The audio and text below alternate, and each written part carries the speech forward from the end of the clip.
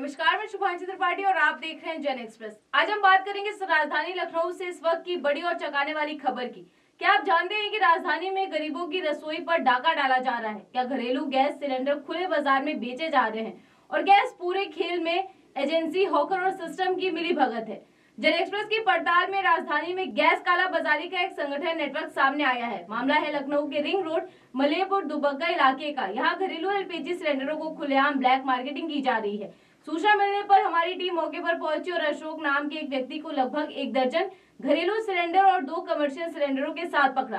पूछताछ में अशोक ने खुद को हासिमपुर भारत गैस एजेंसी का हॉकर बताया। उसने ये भी स्वीकार किया कि उसे प्रति सिलेंडर करीब 50 रुपए का अतिरिक्त लाभ मिलता है। उसने कहा माल मालिक अजीत देते हैं।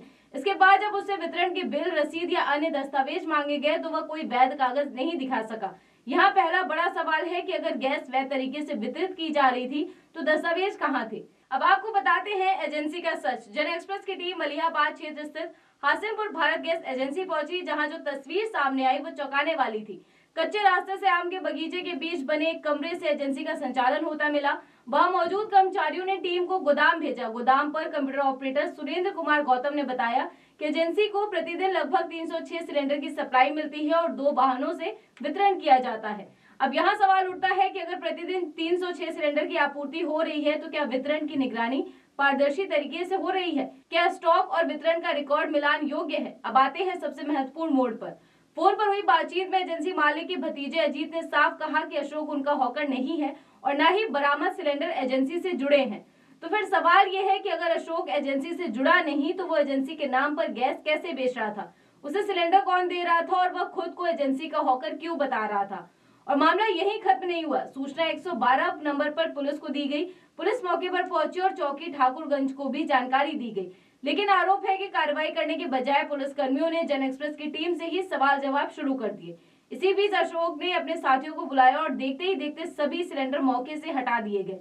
कुछ ही मिनटों में पूरा माल गायब कर दिया गया। यह बेहद गंभीर सवाल खड़ा करता है कि क्या पुलिस की मौजूदगी में सबूत हटाए गए? अगर हाँ तो जिम्मेदारी किसकी तय होगी?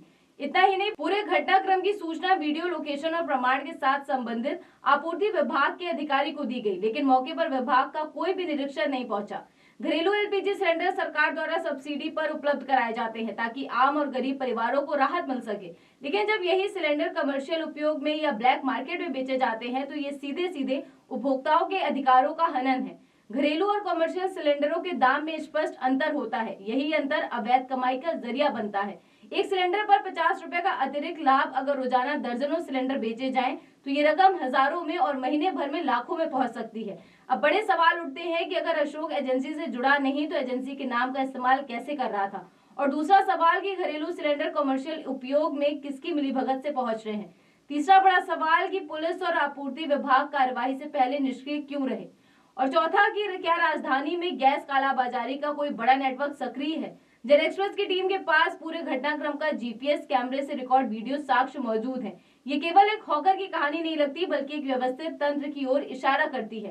राजधानी जैसे शहर में अगर घरेलू गैस सिलेंडरों की कालाबाजारी खुलेआम हो रही है तो ये केवल प्रशासनिक लापरवाही नहीं बल्कि सिस्टम पर गंभीर प्रश्न चिन्ह है। हम जिला पूर्ति अधिकारी से मांग करते हैं कि इस पूरे प्रकरण की स्वतंत्र और निष्पक्ष जांच कराई जाए।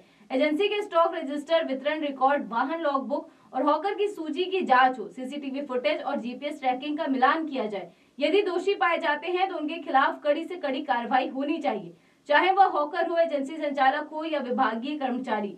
गरीब की रसोई से खिलवाड़ बर्दाश्त नहीं किया जा सकता। जन एक्सप्रेस इस मुद्दे को यही नहीं छोड़ेगा। जब तक सच्चाई सामने नहीं आती और दोषियों पर कार्यवाही नहीं होती, ये मुहिम जारी रहेगी। फिलहाल इस बड़ी खबर पर इतना ही। देश दुनिया की ऐसी खबरों को जानने के लिए जुड़े रहिए जन एक्सप्रेस के साथ। धन्यवाद।